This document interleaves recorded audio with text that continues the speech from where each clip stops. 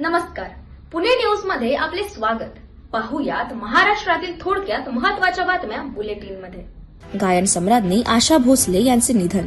प्रसिद्ध गायिका आशा भोसले यांचे 92 वर्षांच्या वयात मुंबईतील ब्रीच कँडी हॉस्पिटलमध्ये निधन झाले. हृदयविकाराने त्या आजारी होत्या. त्यांचे अंत्यसंस्कार आज दुपारी 4 वाजता शिवाजी पार्क, मुंबई येथे राज्य सन्मानाने करण्यात येणार आहे. संपूर्ण महाराष्ट्रात शोक व्यक्त होत आहे. बारामती पोटनिवडणूक.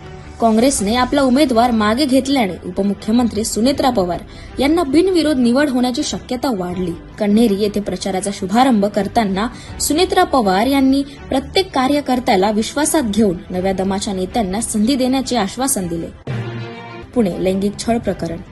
आनंद राठी वेल्थ कंपनीत 33 वर्षीय महिला कर्मचाऱ्याचा लैंगिक छळ झाल्याचा आरोप. कंपनीचे सीईओ राकेश रावलसह 5 उच्चाधिकाऱ्यांवर शिवाजीनगर पोलिसात गुन्हा दाखल.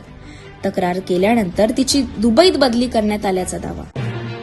सायबर फसवणूक वाढ. पुणे जिल्ह्यात सायबर गुन्ह्यांमुळे 12 कोटी 67 लाख रुपयांची फसवणूक झाली.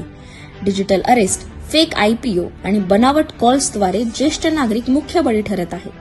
पोलिसांनी नागरिकांना सतर्क राहण्याचे आवाहन केले. पिंपरी मारहाण प्रकरण. चरोली बुद्रुक येथे मुलीच्या ट्युशन फीची मागणी केल्याने पतीने पत्नीला लाकडी काठीने मारहाण केली. महिलेचे डोके फुटले. पती आणि सासू विरुद्ध दिघी पोलिसात गुन्हा दाखल. या होत्या आजच्या महाराष्ट्रातील मुख्य बातम्या.